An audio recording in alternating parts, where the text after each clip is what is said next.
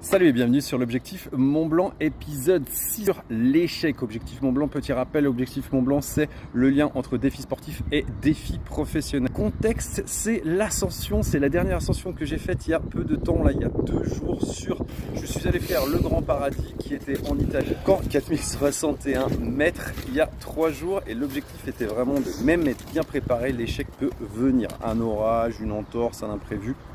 Dans tous les cas, l'échec fait clairement partie du processus.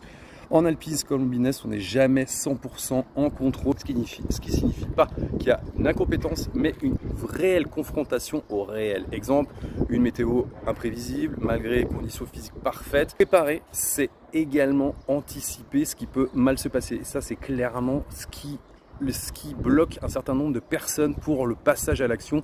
Et souvent on parle d'échec, mais on a souvent peur de l'échec. On va y venir. Le tabou de l'échec en France. Le tabou de l'échec en France, c'est quoi? C'est la honte, l'étiquette, le jugement social. On l'a eu tous.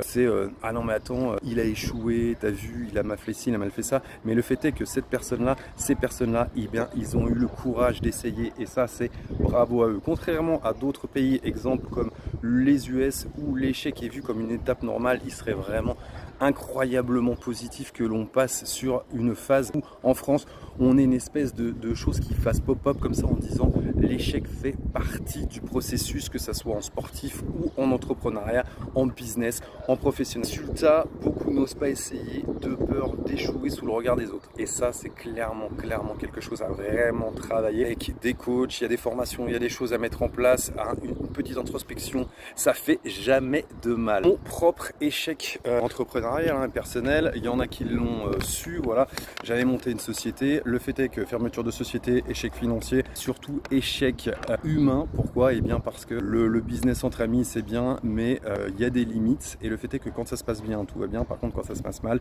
eh bien généralement la douille se prend du côté financier et du côté humain. L'impact émotionnel, bien évidemment, c'est l'amitié impactée, une responsabilité également partagée. On tire souvent la couverture à soi. Et le fait est que qu'est-ce qui m'a appris, c'est quelque chose que je ferais différemment. C'est des choses que je ferais différemment pour la prochaine société. Là, c'était une marque de bijoux.